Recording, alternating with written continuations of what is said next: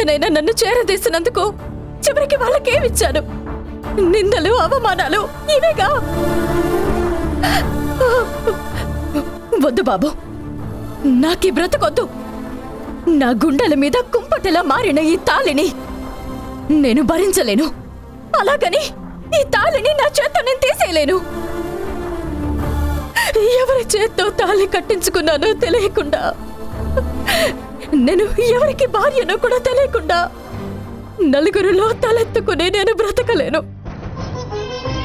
నన్ను కన్న తల్లిలా కాపాడిన ఆ అమ్మోరు దగ్గరికే చేరుకుంటాను. ఆగు భవానీ, నేను చెప్పేది కాస్త విను. వద్దు బాబు, నన్ను ఆపకండి, నేను చావాలి. ప్లీజ్ భవానీ. ఈ తాళి నాకు ఉరితాడుగా మారింది బాబు. ఇది నా గుండెల మీద భరించలేనంత బరువుగా మారింది. దీన్ని భరించగల శక్తి నాకు లేదు. ఈరోజు శ్రీను నాటకం ఆడినట్టే రేపు ఇంకొకడెవడో వచ్చి నేనే తాళి కట్టాను అంటాడు.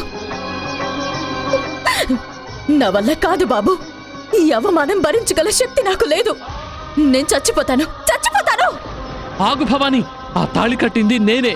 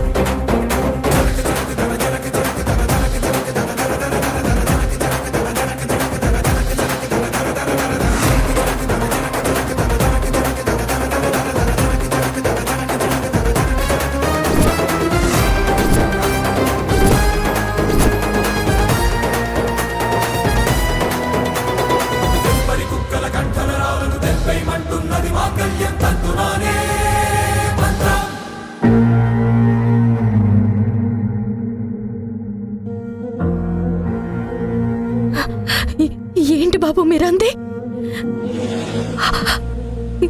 ఈ తాళి కట్టింది మీరా? అవును భవానీ.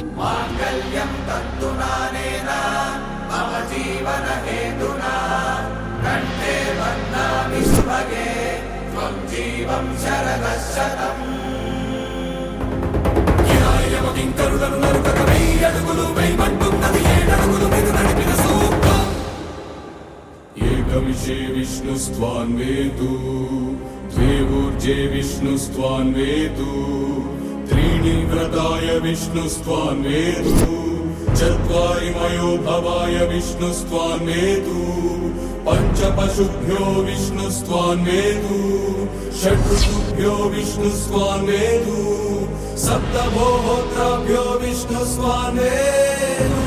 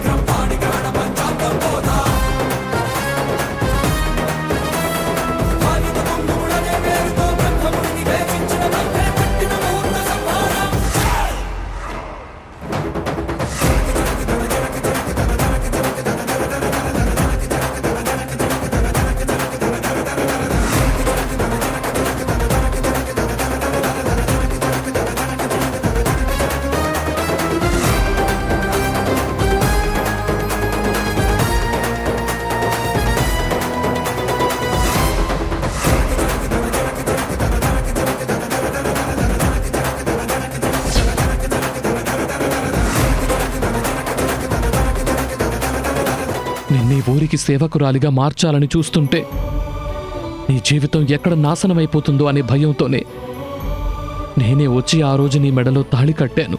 మరి ఇన్ని రోజులు ఆ నిజం ఎందుకు చెప్పలేదు బాబు? కనీసం ఆ శ్రీను వచ్చి ఈ తాళి కట్టింది నేనే అని చెప్తున్న రోజు కూడా మీరెందుకు చెప్పలేదు? భయపడ్డాను భవాని. నేను నిజం చెప్తే ఎక్కడ మా నాన్న మీ కుటుంబం మొత్తాన్ని చంపేస్తాడో అని భయంతోనే నిజం చెప్పలేకపోయాను. ఆ క్షణంలో నిన్ను కాపాడాలన్న ఒకే ఒక్క ఆలోచనతో నీ మెడలో తాళి కట్టాను. ఆ తర్వాత నిజం ఎలా చెప్పాలో నాకు అర్థం కాలేదు. నా ప్రాణాలు తీసేస్తానన్నా నేను లెక్క చేసేవాణ్ణి కాదు. కానీ మా నాన్న క్షణికావేశంలో ఖచ్చితంగా మీ కుటుంబాన్ని చంపేస్తాడు. అందుకే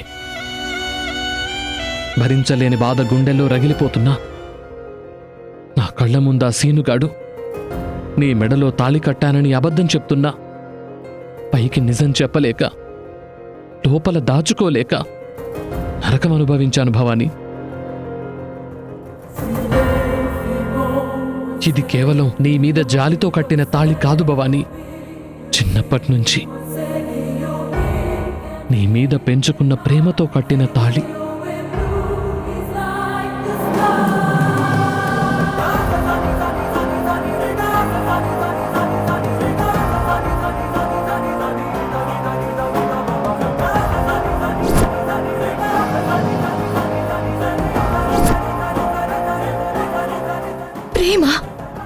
అవును భవాని, మన మధ్య ఉంది కేవలం స్నేహం మాత్రమే కాదు. ఆ స్నేహం నుంచే నీ మీద ప్రేమ పుట్టింది. ఆ ప్రేమే నా చేత తాళి కట్టేలా చేసింది. నిన్ను నా సొంతం చేసుకోమని చెప్పింది. ఇది నువ్వు పూజించే ఆ అమ్మోరి మీదొట్టు.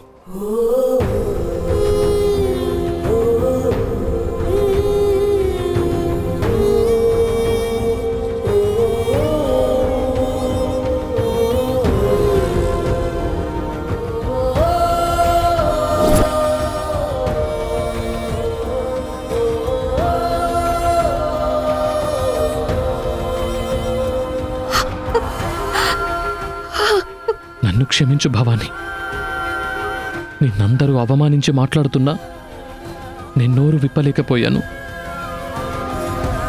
నా కళ్ళ ముందే నీ గురించి నోటికొచ్చినట్లు తప్పుడు కూతలు కూస్తున్నా ధైర్యంగా తాళి కట్టింది నేనే అని చెప్పలేకపోయాను. నన్ను క్షమించు భవాని, నన్ను క్షమించు, నన్ను క్షమించు, నన్ను క్షమించు, నన్ను క్షమించు భవాని.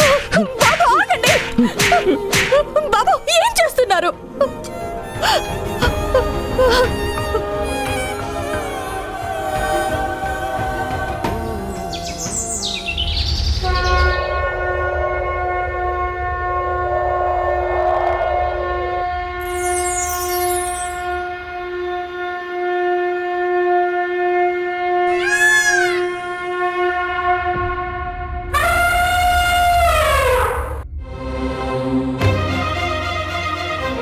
జరిగిన దానిలో ఎవరి తప్పు లేదు.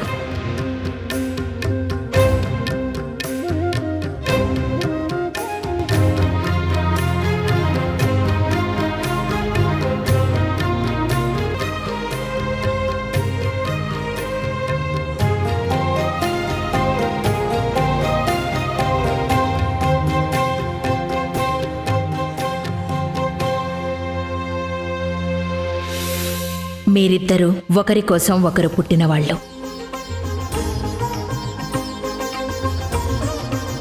నీ మెడలో చేరిన ఆ తాళి ఈ బాబు అనుకుంటే కట్టింది కాదు.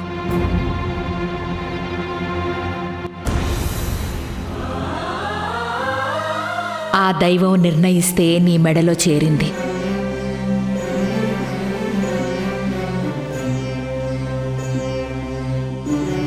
ఎవరిని ఎప్పుడు కలపాలో ఆ అమ్మోరికి బాగా తెలుసు. ఇంతకాలం మీ ఇద్దరి మధ్య ఉన్న అపోహలు, అడ్డుతెరలు తొలగిపోయాయి. ఇప్పుడు నీ మెళ్ళో తాళి కట్టిన నీ భర్త నీ ఎదురుగా ఉన్నాడు. ఇక నీ సమస్య తీరిపోయినట్టే భవానీ. ప్రాణాలు తీసుకోవాలి అనుకున్న ఆలోచన మార్చుకో. విన్నావుగా భవాని, నువ్వు బతకాలి, నా కోసమైనా బతకాలి.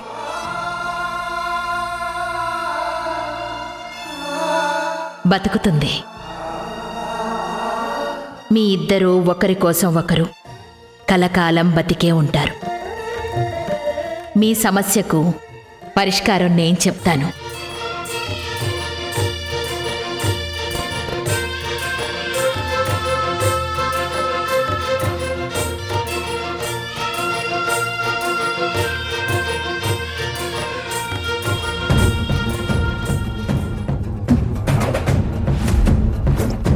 అన్నయ్య, అన్నయ్య, రాహులేడి? త్వరగా పీటల మీద కూర్చోమను. ముహూర్తం మించిపోతుందన్నయ్య. లేదమ్మా, రాహుల్ రాలేదు.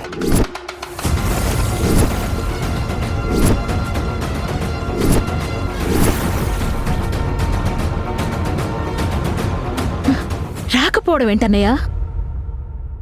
రాహుల్కి బానే ఉంది, కోలుకున్నాడు అని చెప్పావు కదా, మరి ఏమైంది?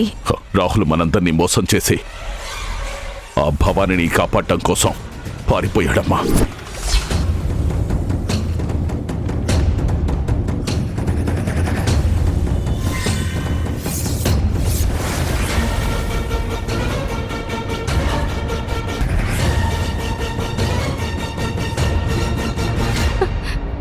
ఏంటి మావయ్య మీరనేది? బావా భవాని కోసం పారిపోయాడా? అన్నయ్య, ఇప్పుడు నేనేం చెయ్యాలి? ఇంతమంది గెస్ట్ల ముందు నీ కొడుకు చేసిన అవమానానికి నేను నా కూతురు కలిసి చావాలా? నిన్ను నీ ఫ్యామిలీని చంపేయాలా?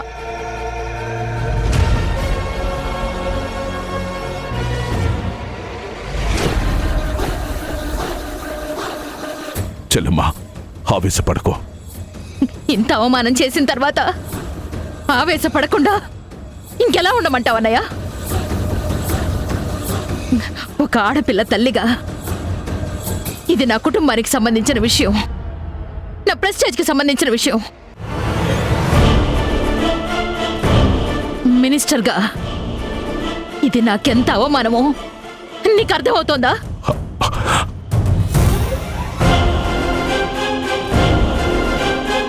ఇక్కడ జరిగిన దానికి ఇదే ఇంకొకరైతే ఈ పాటికి వాళ్ళ శవాలు పడుకోబెట్టేదాన్ని. ఇప్పుడు నన్నేం చేయమంటావో నువ్వే చెప్పు. మావయ్య, బావతో నా పెళ్లి జరగాలని ఎన్నో కలలు కన్నాను, కానీ బావ ఇలా మోసం చేస్తాడని అనుకోలేదు. ఈ అవమానం భరించే కంటే ఇక్కడే ఈ పెళ్లి పందిట్లోనే నేను చచ్చిపోతాను మావయ్య. వద్దమ్మా, పెళ్లి పీటలు ఎక్కాల్సిన దానివి చావు పల్లకి ఎక్కడానికి వీల్లేదు. ఈ పెళ్లి జరిగి తీరుతుంది. రాహులే నీకు మెడలో తాళి కడతాడు. ఎలా అన్నయ్య? వాడు నిన్ను నన్ను అందరినీ మోసం చేసి పారిపోతే వాడెక్కడున్నాడని వెతికి తీసుకొచ్చి ఈ పెళ్లి జరిపిస్తావో చెప్పు. జరిగి తీరుతుంది. నిశ్చయించిన ముహూర్తానికి ఈ పెళ్లి జరుగుతుంది. ఎలా చేస్తావన్నయ్య? క్షత్రియ వివాహ పద్ధతి.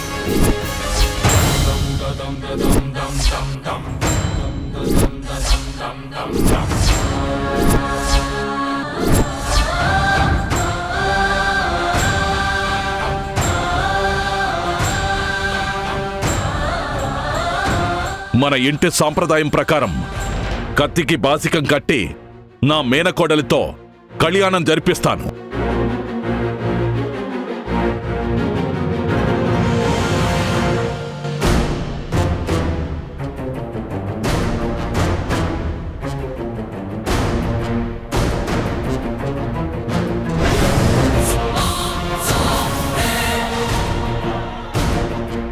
మీ ఇద్దరినీ కలపాలి అనేది ఆ అమ్మోరి ఆదేశం.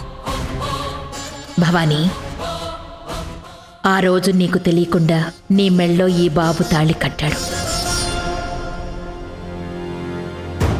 ఈరోజు నీ కళ్ళ ముందే ఈ అమ్మోరు సాక్షిగా ఇప్పుడు నీ మెళ్ళో తాళి కడతాడు.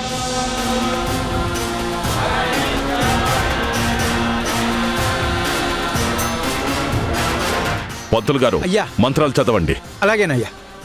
ఓం గణానాన్త్వా గణపతిగుం హవామహే కవిం కవీనామస్రవస్తమం జ్యేష్ఠరాజం బ్రహ్మణాం బ్రహ్మణస్పద ఆనశృణ్వన్నోతి విశ్వేద సాధనం శ్రీ మహాలక్ష్మీ దేవతాభ్యో నమో నమః. మాంగళ్య గౌరీ దేవతాభ్యో నమో నమః.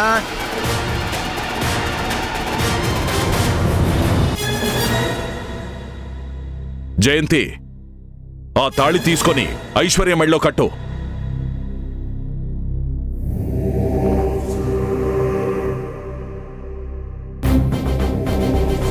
నేనా? అవును, నువ్వే కట్టాలి. ఇది మన సంప్రదాయం.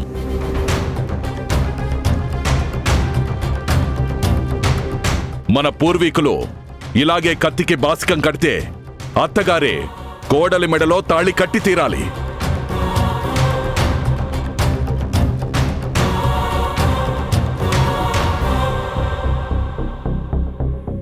అవును వదినా, ఇది మన కుటుంబంలో పురాతన సంప్రదాయం. ఆ కత్తి మన వీరత్వానికి ప్రతీక. ఆ కత్తికి విలువిచ్చి కత్తికి తాళి కడితే ఆ ఇంటికి కోడలైనట్టే లెక్క. పంతులు గారు, అమ్మా, పెళ్లి కొడుకుంటే ఎలా పెళ్లి తంతు చేయిస్తారో అలాగే ఇక్కడ కూడా జరిపించండి. అలాగేనమ్మా. ఓం అయం ముహూర్తస్తు ముహూర్తోస్తు మాంగళ్య గౌరీ దేవతాభ్యో నమో నమః. ఓం సర్వమంగళ మాంగళ్యే శివే సర్వార్థ సాధికే శరణ్యే త్రయంబకే గౌరీ నారాయణ నమోస్తుతే.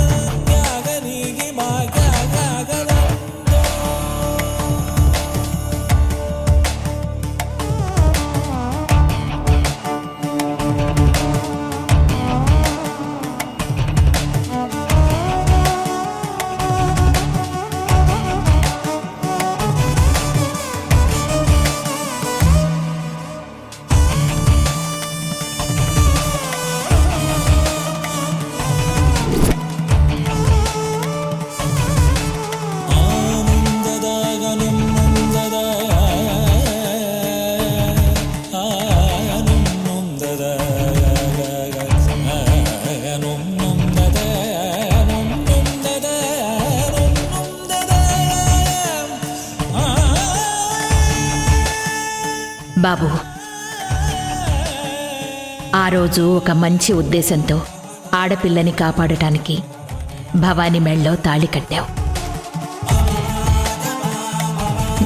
ఈరోజు అదే ఆడపిల్ల జీవితానికి అండగా ఉండడానికి ఈ అమ్మోరి సమక్షంలో భవానీ చూస్తూ ఉండగా తన అంగీకారంతో ఈ తాళి కట్టు.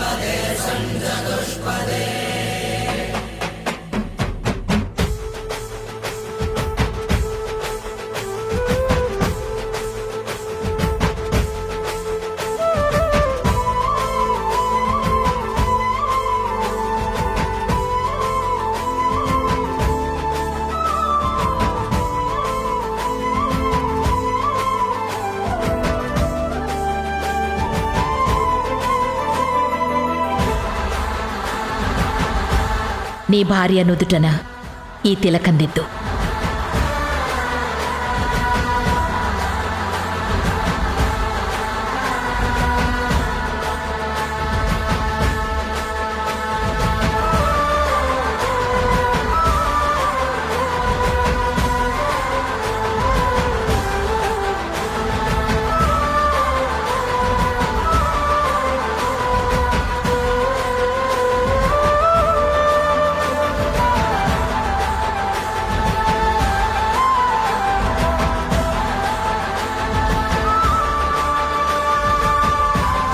నువ్వు ఐశ్వర్య ఇద్దరూ ఈ హోమగుండం చుట్టూ ప్రదక్షిణలు చేయండి. ధ్రువం తే రాజా వరుణో ధ్రువం దేవి